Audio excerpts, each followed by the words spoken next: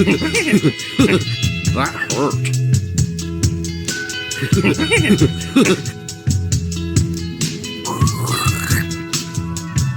More verticality.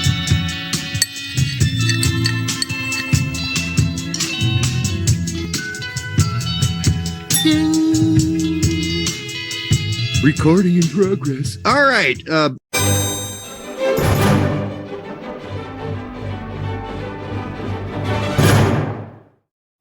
Word. Welcome to Straight Red Card. Yeah, so we just watched a soccer game. Uruguay versus the United States of America, or U.S. versus Uruguay.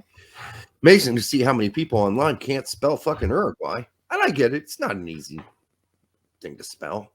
You know, you're like Uruguay. You made me second guess my spelling in the title, too. Oh, God. Hopefully you got it right. Well, it's not going anywhere. I can change it anytime. So. It's Uruguay. I said you made me second guess it, and when they actually watch the show, they'll see that it's correct. So clearly, I got it right the first time. Good. That's good. I don't know if you saw this, but there was this company that's selling these shirts at Kroger, and the shirt says, "This is what the best dad in the world looks like." Really? Have you ever worn a t-shirt like that? I'm a father. You're a father. I once had a coffee cup that said "Best Dad in the World," but it was given to me by my family, and I never took it out and wore it in public. Why would you wear a coffee mug, Derek? Exactly. Well, if I ran out of pants, use the coffee cup to conceal things. That would require an empty hand, too, to hold the cup, unless you could string it up there somewhere, somehow. But anyhow, I'm not running out of pants anytime soon, so that's not a big deal. I've got to ask, but why does the US Soccer's website on the match hub, the U.S. versus Uruguay, how come they don't have the match game stats there? Why do I have to go drill down and find another article? Why can't it be in the hub? Yeah. Isn't that the whole point of a hub? That's the only thing in the hub is the starting 11 and it shows the subs. What's the fucking use of that? A hub is where all information can be found for one subject, correct? Yeah. That's where the hub is, right? It's where all the information flows to the hub. And then you go look at the hub and you can pick through it and find all the information you need. But let's just face it, their website sucks, Brett. I mean, and by the way, both Google and or Chrome and Edge hate when you click on that page. It takes like half an hour for it to come up and load. It's like the slowest page on the interwebs. So, all right. But that is what it. By the way, I saw 1917, the movie. Did you ever see that? No. 1917? No. Oh my God, the one that's like one continuous shot for the whole movie? World War I movie? I never talked about it, but no, I've not. Oh, fuck, dude. That is so intense. It's like 2 hours of just almost shitting your pants on a regular basis. I mean, you really feel like you're there. I don't think it's all one shot. I think I can count 2 places in the movie where I can tell they stopped filming. So there are definitely a couple movies, a classic movies that you can go back to and say this was all one cut, but it's always like a scene, a long scene that's just one extensive cut.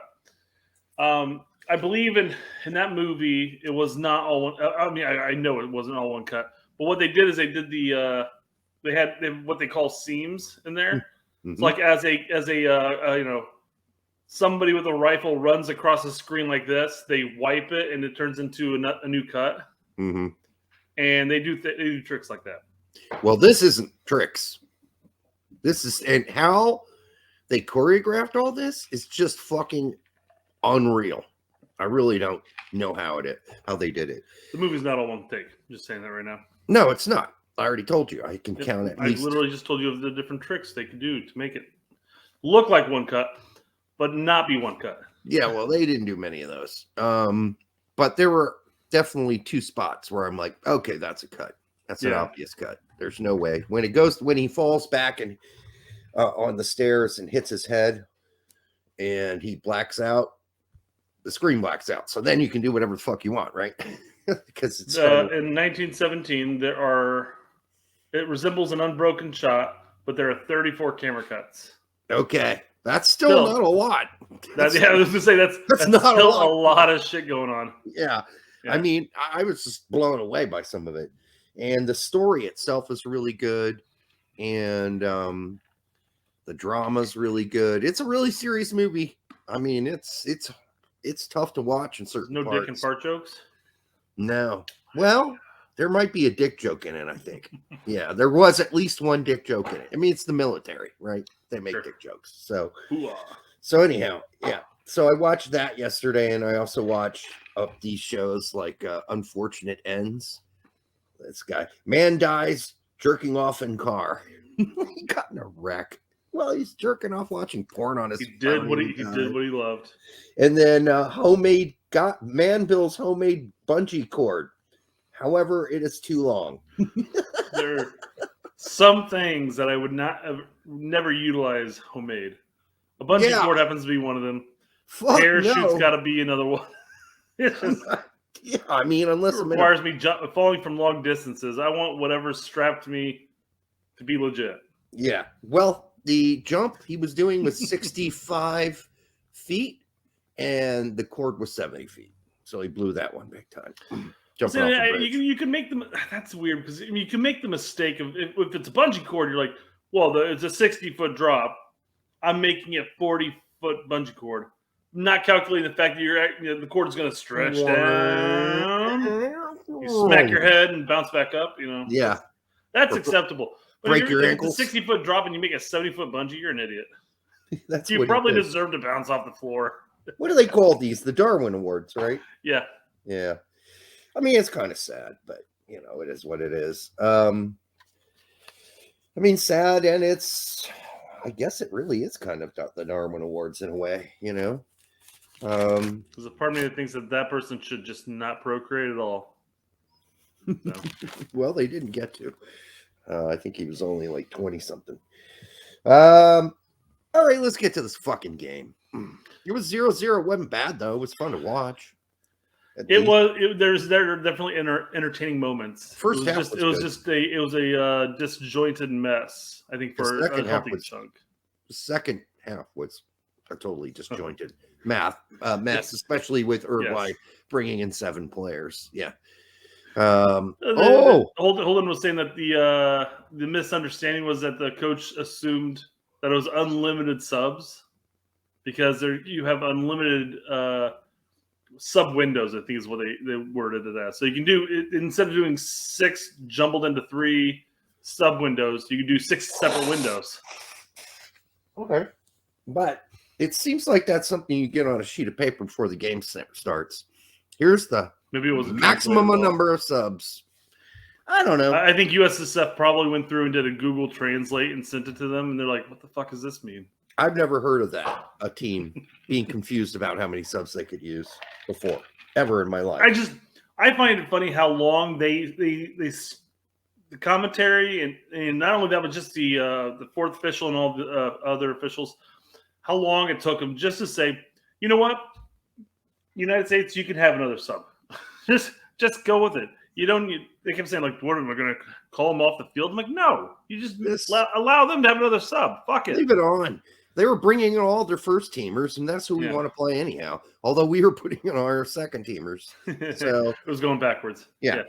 I thought the funniest aspect of the second half was when Brendan Aronson got his cleat stuck around the dude's shoelaces. Yeah. they like just. I know. I've actually seen that before, so it's like not a new thing for me. I've seen it happen in the old days. Yeah, on a stomp tackle, like the cleat gets stuck in the laces. Yeah. But I mean, generally, I don't know. My mom thought it was entertaining. She would have liked to see some goals, but she knows how good Uruguay is. So she knew this would be tough.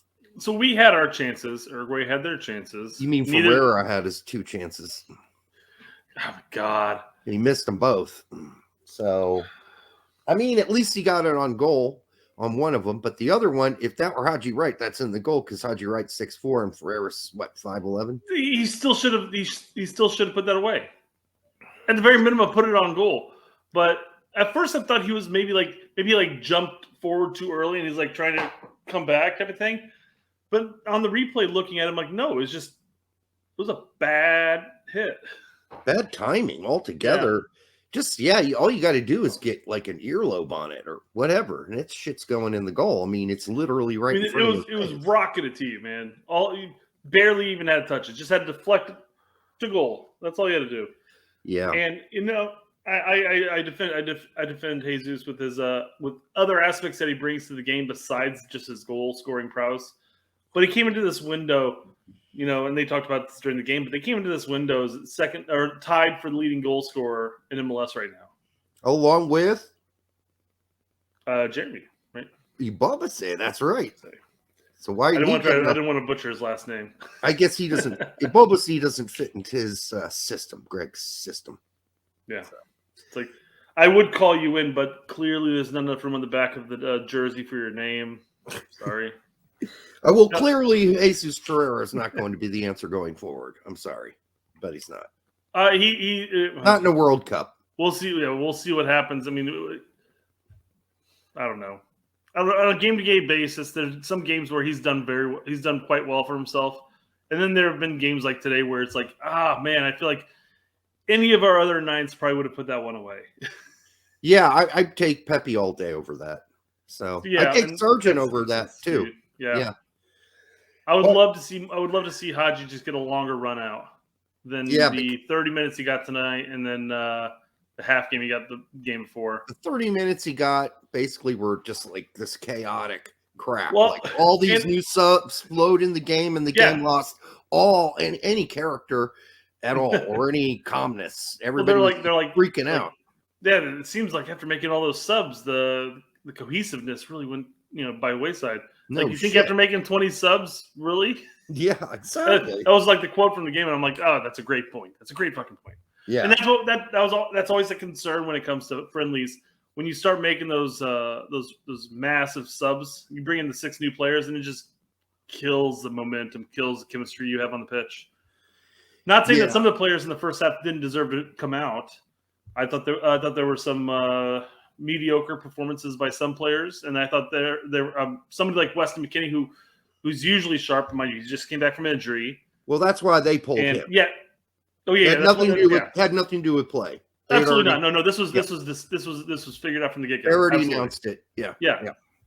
No, but I'm just saying it was clear. And again, he just came back from injury. He hasn't even played a full game yet for club or country since his injury. And it's clear that he's not up quite to the sharpness that we are used to seeing. And he'll get back there. He'll get back there, no doubt. Each game it'll be an increase back up. But today's, So we do stock up, stock down. I really think Ferreira's stock is down. I've got Ferreira. Here are my notes. Ferreira, bad touch times 4 of first 4 touches of the game. Ferreira, gotta finish. Ferreira, gotta get your dick on that at least.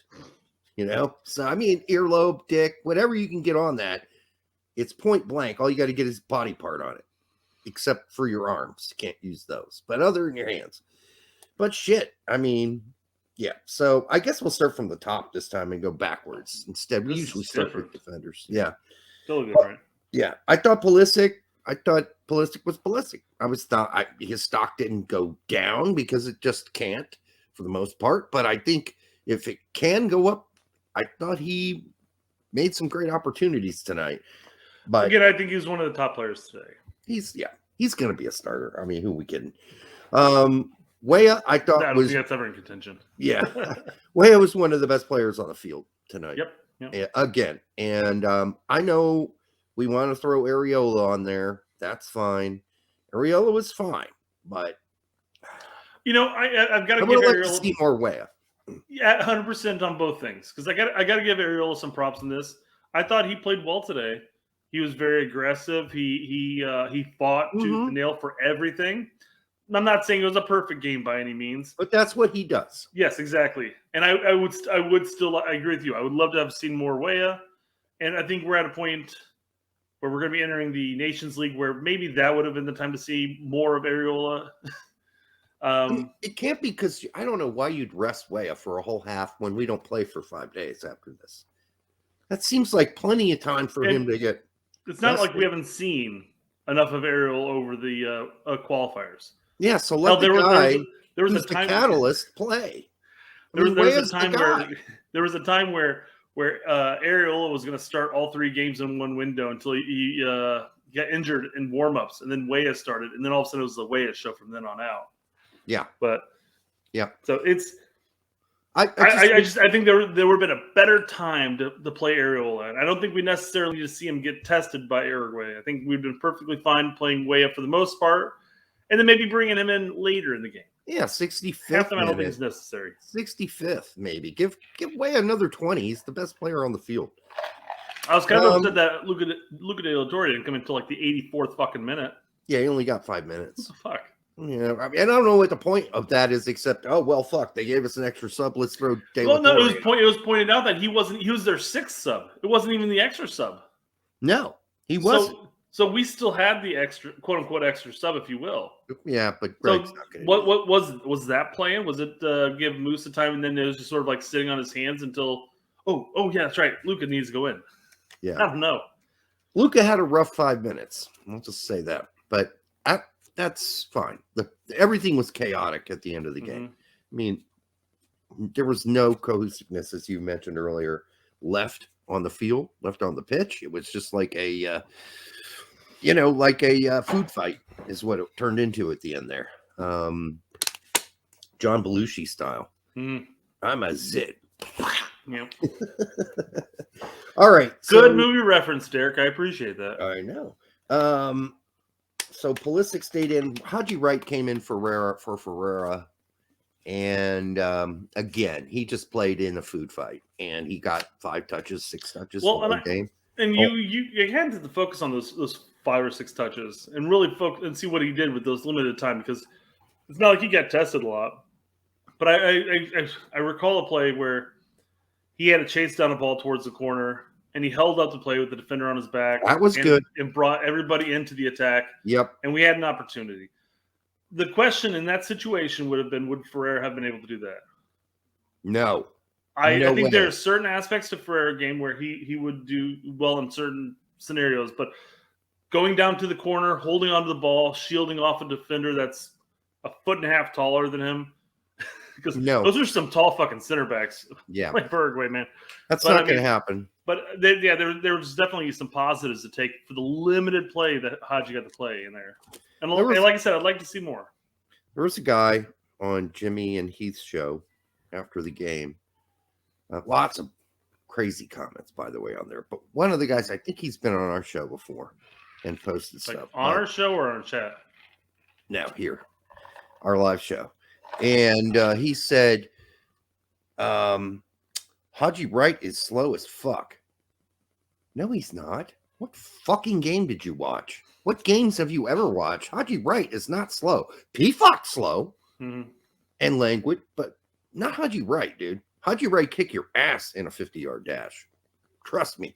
And arguably our fastest 9 at this point. Outside of Sargent. Sure, fair point. Sargent's quick and fast, but, he plays for a shitty team. So what are you going to do? Second shitty team in a row. Congratulations. You keep sprinting down to those corners and collecting those balls. That's what you do. Play some defense, Sargent. That's what he's going to be doing in the championship.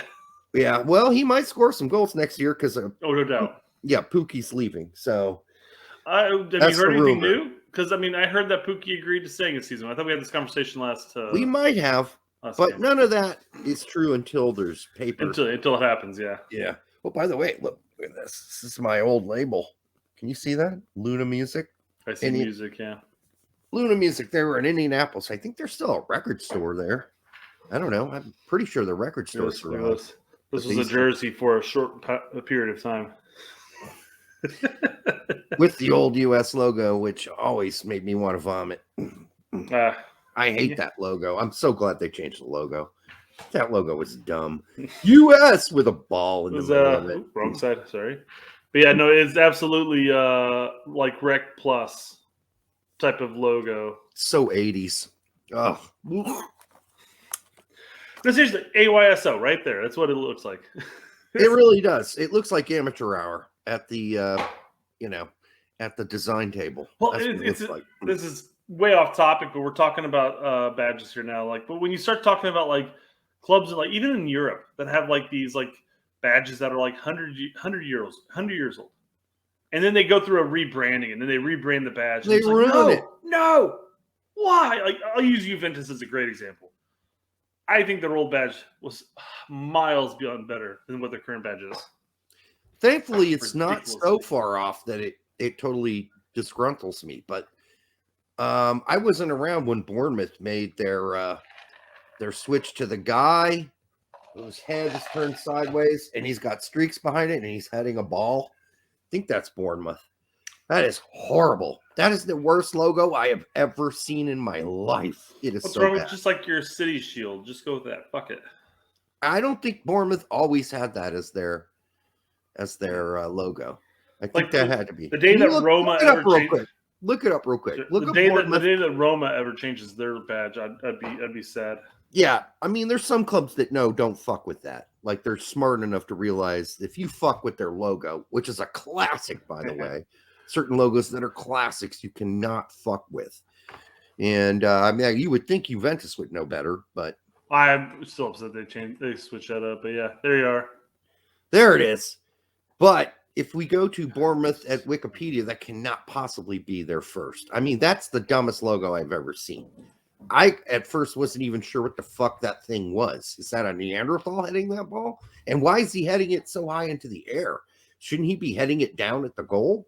That's their thing on Wiki. And why is his skull flattened? Maybe he's clearing it because they're always playing defense. I mean, and look at the hair. I mean, did they get a child to draw this? I'm sorry, I'm jealous of that hair. God. I don't know if it's hair. It's just the movement, how quickly he's moving his head. So the streaks are left behind, you know? What's going on there, Bournemouth? Get on those motherfuckers. Get them to get you a real logo. We go to Wikipedia. I'm sure you had a good logo at some point. I'd have to do some digging on that. I'm not going to spend time on that. Couldn't possibly be. If you go to Wikipedia and you look up I was Bournemouth, just on Wikipedia. That's where that was. I know. If you go back, it'll show you a history of their logos. It's like if you look down on the I'll take your word for it that it's a completely changed logo. I don't know if it is. I just think it is. Fuck it hell. God damn it.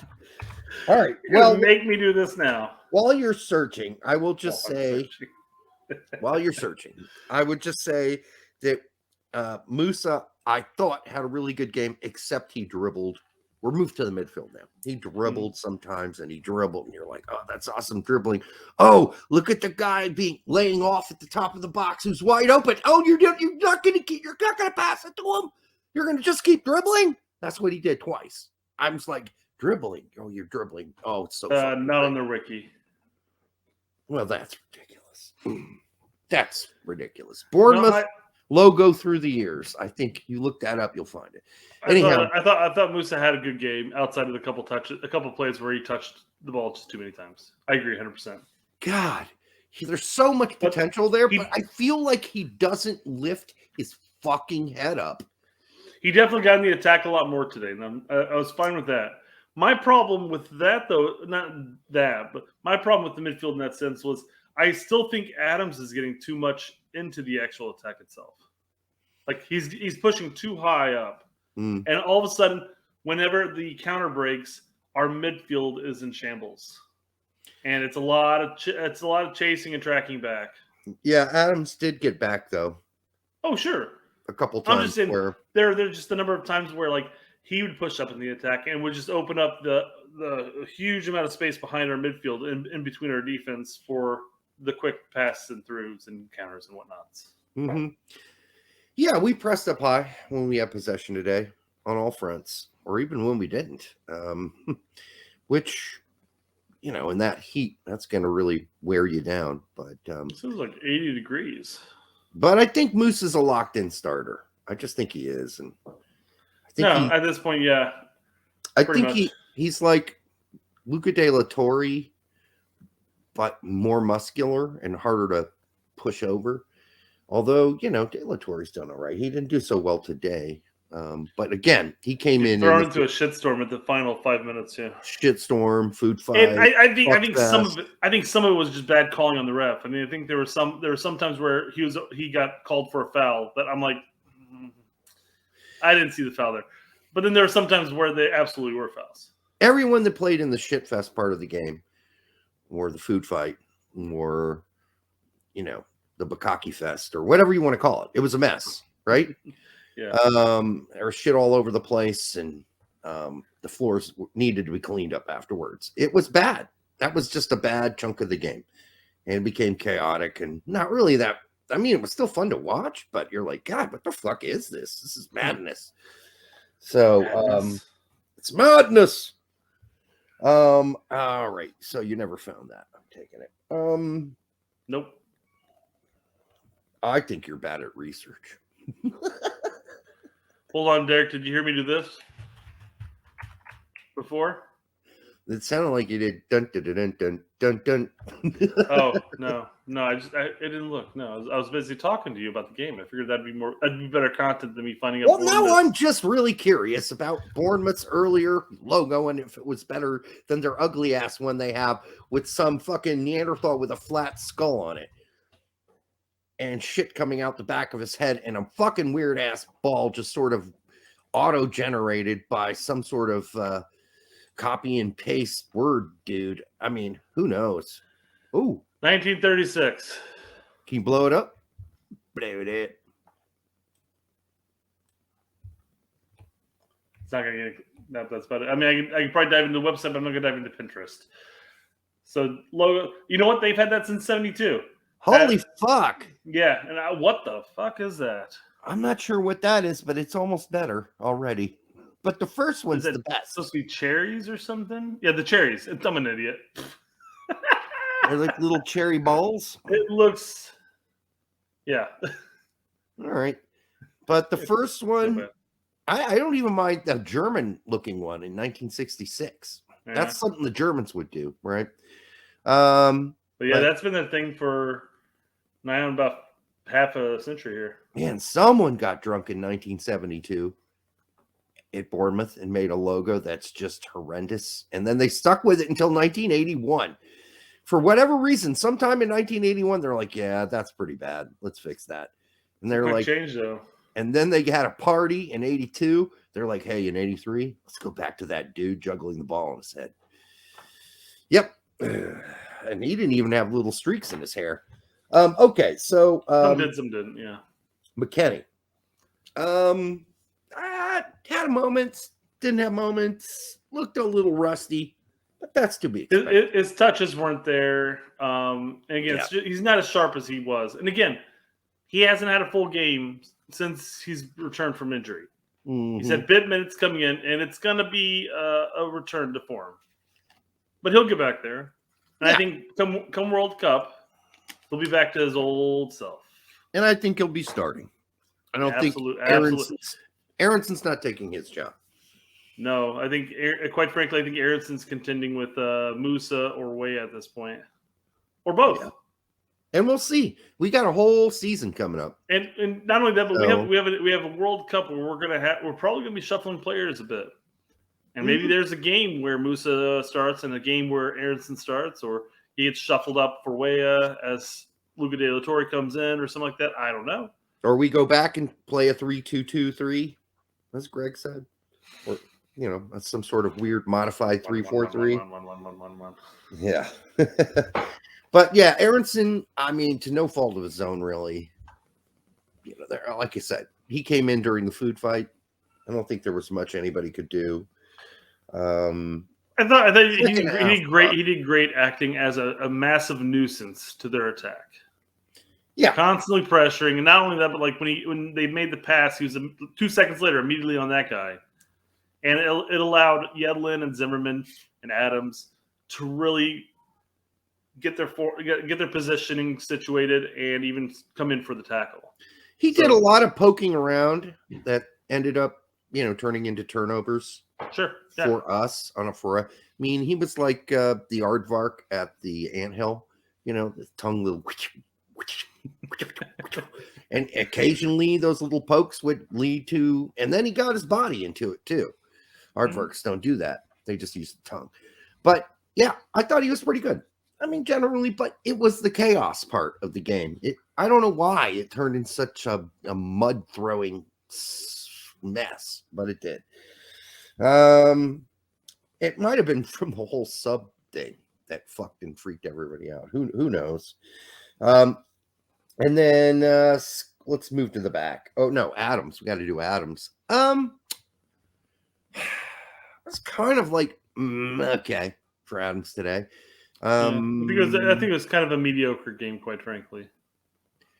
I mean, we played Uruguay.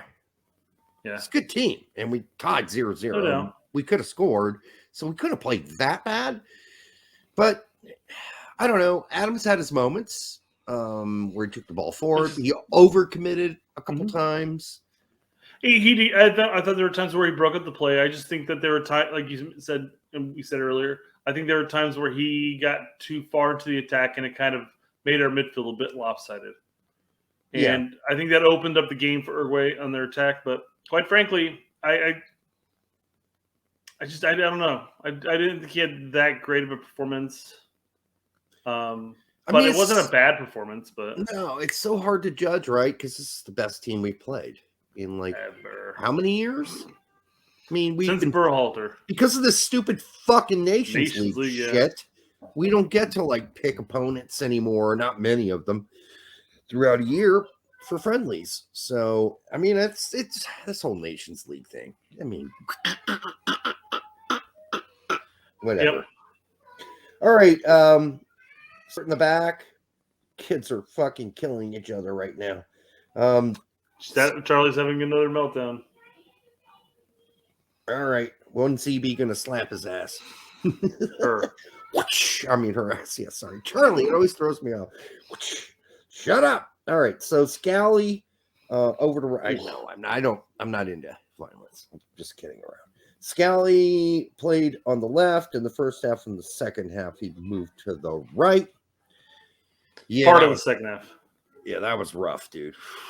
Yeah, obviously we've been pretty high up on bringing him in, and I don't know. So in the first half, I'm not using this as an excuse because even on the things he should have done better on, he still failed to do better on that.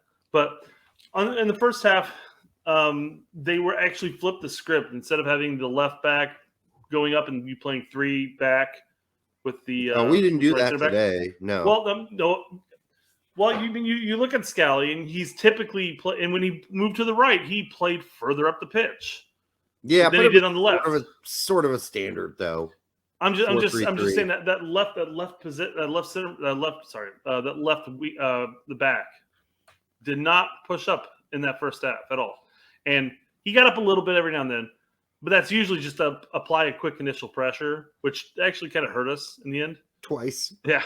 Where he overcommitted. But even the commentators made a comment on it. They're like, Berhalter flipped the script on Uruguay to try to mix it up and said, but yeah, Yedlin got up in the attack a lot more than Scally did. And then when he made the flip over to the right side, all of a sudden Scally never came back onto our defensive half.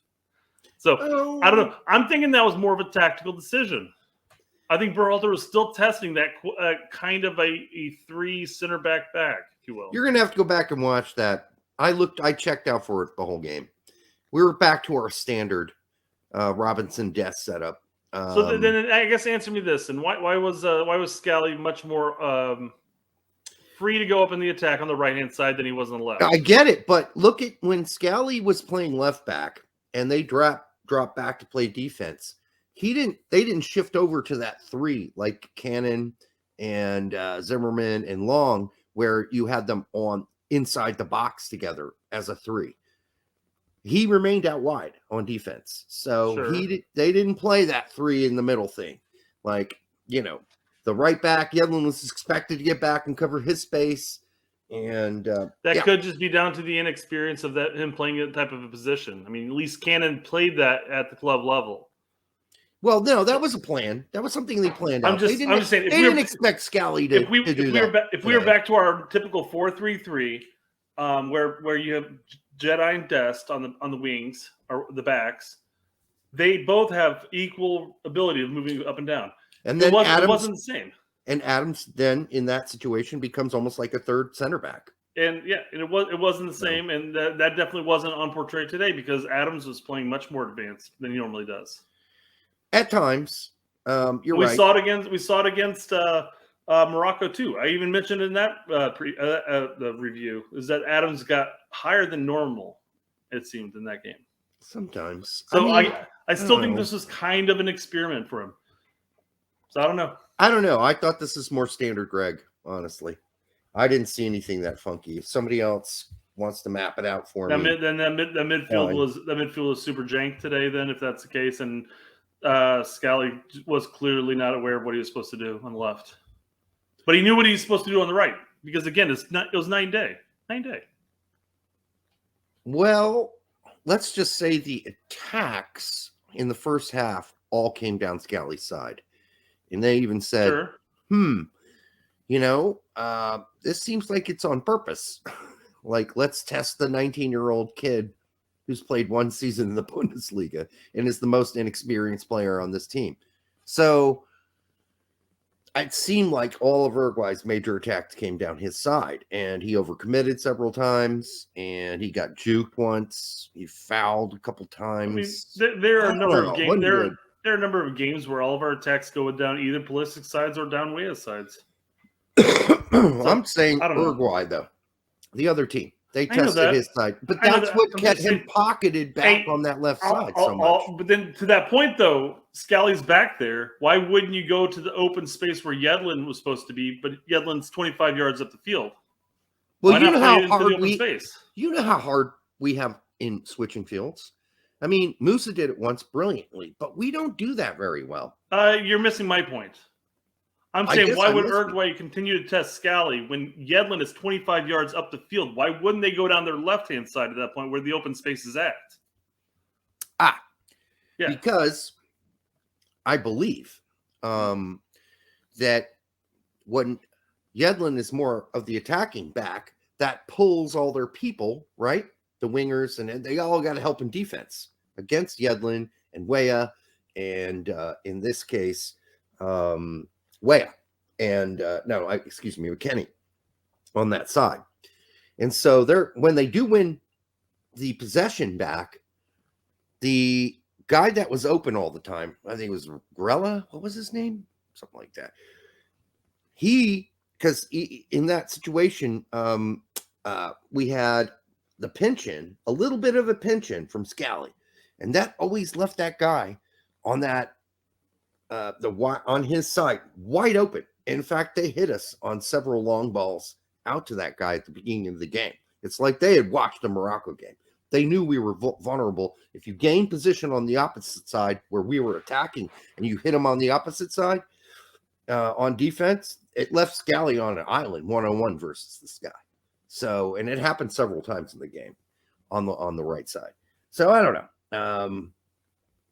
Or on the left side, I'm sorry, not the right side. Well, I just Uruguay's right side, our left side, whatever. I think it just happened to be the instance that they pinged it down to their right more than their left because their left was checking back upfield with Yedlin, so it's pulling them out of position there. So unless their strikers opted to pinch to their left or our right, then that would only leave the center and their right open on the counterattack. So, nonetheless, regardless, he definitely got exposed there. I'm just confused why he was more defensive minded on the left, because they get much more offensive minded on the right. Because for whatever reason, Uruguay seems to be much stronger on the right, going down the right. So they brought in Diego Rossi later. He was better than the guy attacking on their left against our right. So I just think they prefer that. And Cavani played the right forward too. So I don't know. Maybe they prefer that. Well, we're not pushing up with our backs when we're playing defense. We're doing it when we're No. attacking. So I'm just saying, when we're attacking, why wasn't Scally getting up on that left more? I don't know. Well, if the ball's going down the right, they went back to Berhalter's standard, which is the two center backs hold the anchor, the non-attacking back holds his ground mostly.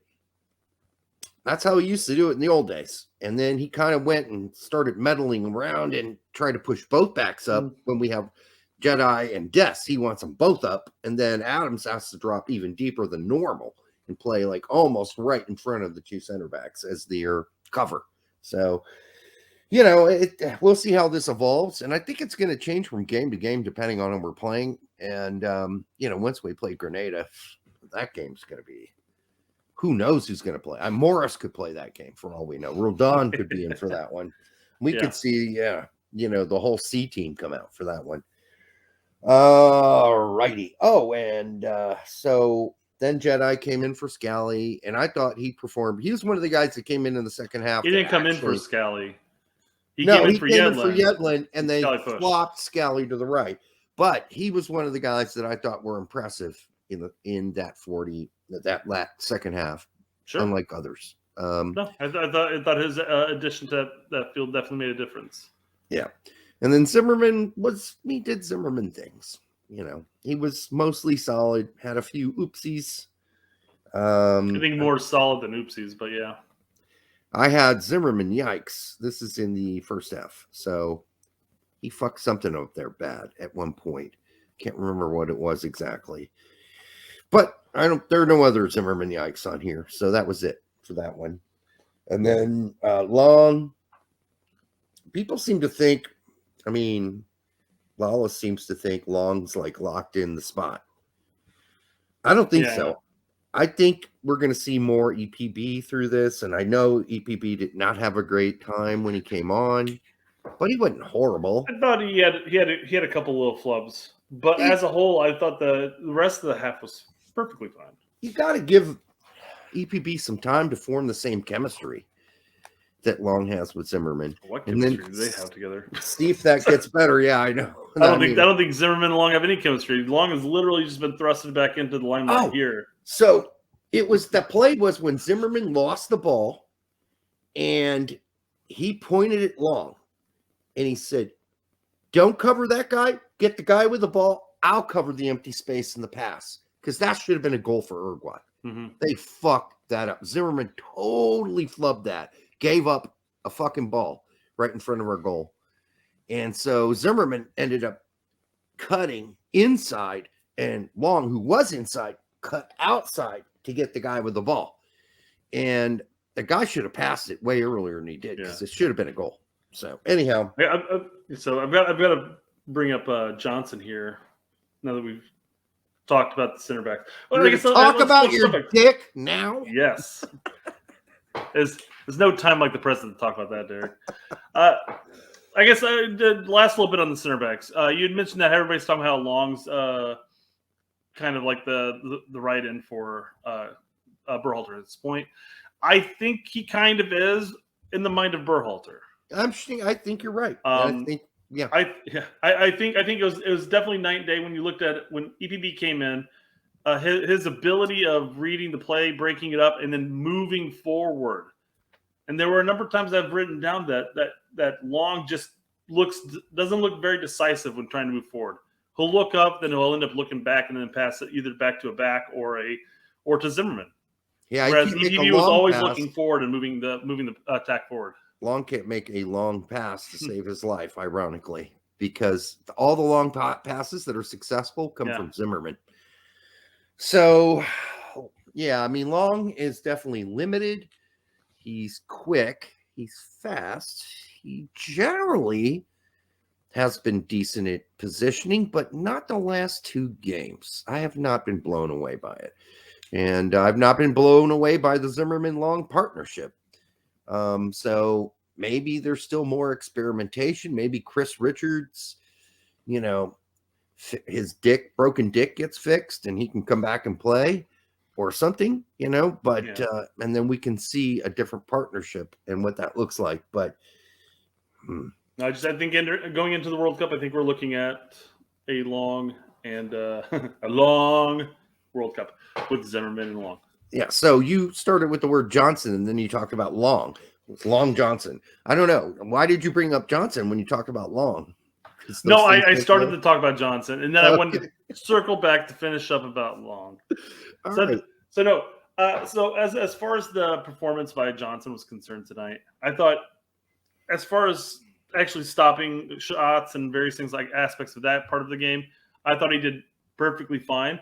I think his confidence with the ball at his feet is maybe questionable. He was at Chicago. Moments, I can't imagine it had really improved that much in the time he's been at New York. Yeah. I thought that Johnson was really good at getting in and out of trouble. There were times where you thought, okay, he should be here, but somehow he made it over there and stopped it in time. And I was like, God damn. He had obviously the save of the game, of course. I mean, Yedlin had a good save off the line too, but Johnson had that one where it should have resulted in the goal in that second half. Yeah. But great save, great instinct save. It wasn't like maybe his foot was in the way, but still, right position, right time. Got to give him credit for that. I thought he improved the stock. And, we mentioned, well, that's weird since he got called in as the sort of fourth keeper. And it's because we all know what happened. Berhalter's like, okay, it's between you two guys. Which one do you want to play? And Horvath went, I want to sit the bench. I want to ride the pine. So what Derek's talking about is I sent him a text message because he sent me saying that Johnson's going to start. Mm-hmm. And I go, that seems really strange to me because he wasn't even included in the original three. Yep. And then all of a sudden, Stefan has family issues. He needs to bounce out. And Johnson's brought in. And now he's starting over Horvath, who was part of the original three. Yeah. It just seems a little strange. I'm guessing Horvath's going to play Granada. Sure. I don't know, maybe this is just to get a true test of Johnson to see if he's a third option. Or as Berhalter likes to say, well, he's playing, so maybe we'll start him against Wales. I think, for Johnson, it was an opportunity to see whether or not he was the real deal or he needed Viagra. And I think he proved he's the real deal. Sure. I think he's definitely in contention with that our goalkeeping pool. So yeah. Do you hear about that guy, by the way, who took like 12 Viagra? No. In South America, who's just like a business guy on a vineyard, and he got married. And, it's his 7th birthday. He married some 32-year-old, and his dick stayed hard for like 4 days, and they took him to the hospital finally. And then had an extended honeymoon before he went to the hospital, though. Dude, they had to cut his dick off. Oh, no. Yeah, because it had gangrene on it. Yeah, it was starting to get gangrene, so they had to cut it off. Like, he should have gone in, like, day 2. Or, like it says on the box, not that I've ever used Viagra. Yeah, if you had an erection for 24 hours, you better... It's just 4 hours. If your erection lasts longer than 4 hours, make sure you seek medical attention. That's weird. I've had a natural erection for 4 hours, no problem. Well, I was going to say you have no extra chemicals in your system, but that I can't necessarily. No, I had chemicals in my system, trust me. So, but not Viagra. But that was during my party days. Yeah, you got to please 2 women at the same time. That takes a lot of work. And it ain't over in 2 hours. That takes like sometimes 4 hours to get done. Plus, it's a little awkward, if you're not like a pro at it. You gotta know what you're doing. But yeah, that shit can keep you hard for 4 hours. No doubt about it, dude. No doubt about it. And I never went to the hospital after that. I didn't think there was anything wrong with me. You're like, don't be a pussy, Derek. Well, that's those idiots that get bitten by the fucking cobras and shit. There's this guy, he's like a cobra expert. He got bit by a cobra. He's like, oh, I'm fine. I don't need to go to the hospital. I can. And then he went to the bar and had some drinks. Fine. Yeah, and he died in the bathroom taking his shit because he, it finally hit him. All right, and let's move to... Or to be a massive amount of cookies snorted. One of the two. Oh man, I tell you what, nothing's better. No, I can't say it like that. Nothing is like Coke. All right. When you're partying and it's like 5 a.m. and you're about to pass out, right? Because you drank so much. And you're just like, oh shit, I'm back, baby. Pass me another beer. Let's get back to partying. But you do pay for it eventually. Trust me. For those of us alcoholics, that's the puke and rallies. Yeah. Well, see, I don't really puke. I puked once in the last 30 years. So I don't get that drunk. I'm not that dumb. Other people drink until, I don't know. Be a man, Derek. Be a man. Be a man, yeah. Puke. Drink until you piss yourself and then fall asleep in your own vomit. Be a man. I had a girlfriend like that once. She pissed herself when she got really drunk. But she was really hot, so I put up with it. All right. She just slept in her own sheets. No. But I did have to change her underwear, sometimes. And then I'd have to, before we had sex, consensual sex, I had to wait for her to wake up in the morning because she was so wiped out. She was so wiped out, that. In fairness, Derek, she was probably drunk in the morning too. So no, she was good. I let her sleep. I slept too. I slept on the couch or whatever, and then we'd wake up, and then the fun would begin. All right. So anyhow, enough of that story. Where did this go? Seriously, where did it go? We need to give. What about Berhalter? I thought he did. I don't really. I think throwing Scally in for a whole fucking game is a little cruel, but we wanted it, so we got it. And I was fine with that. I think that's what he was saying. Hey, you fuckers out there, you want to see Scally? I'm gonna give you all the Scally you can. In fairness to us, he threw him against the toughest competition that Berhalter That's what I'm faced. saying. That's the cruel part. I'm fine with him playing the 90 minutes, but if it was all a stick it to you, Scally people. Because a lot of people are saying Scally played himself off the fucking roster today. Again, they're saying it. What game has Bello or Vines proven anything worthwhile? So at this, if Scally's played himself off the roster, that means that Berhalter is absolutely 100% relying on Des to fill in with when Robinson needs a break or breather or is injured. Well, Jimmy, Heath, and Chuck all said he's not ready for prime time. So there you go. They're already saying it. And if that's I don't think any of our backup left backs would be then. Yeah, you kind of have to play who you got. When's the last time Vines got a shot? I don't know. He only plays on the second best or first best team in Belgium, Antwerp. I don't get it. All right, but apparently he doesn't fit into Greg's system. All right. Anything else? That's good though. Let's cover that now, man. It's 52 minutes in right now. Yeah, I think it's good to end somewhere around now. I did have to say one more thing. Stu said, this is a funny moment. And, Horvath is moving to Nottingham up to the Premier League where, if he gets minutes for Nottingham Forest, if he gets minutes.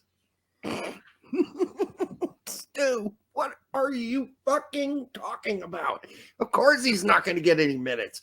It's even less likely now. He starts over Samba. Good luck.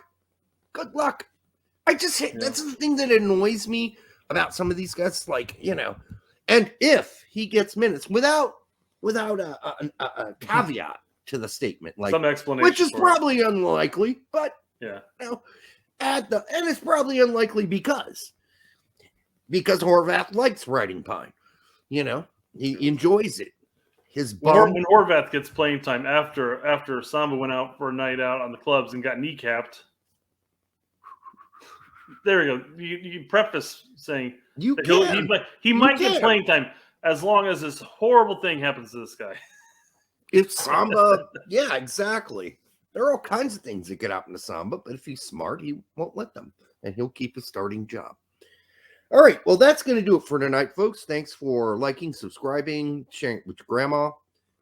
We will be back on Monday with a live show where we'll probably talk some about. We'll take your questions about that game and your comments about that game, and we'll give grades out for all the players. You know, A, B, C, D, F. All right. Until the next time, Mr. Right Card. Sleep well.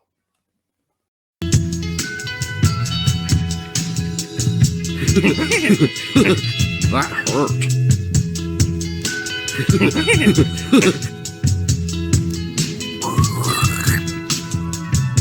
More verticality.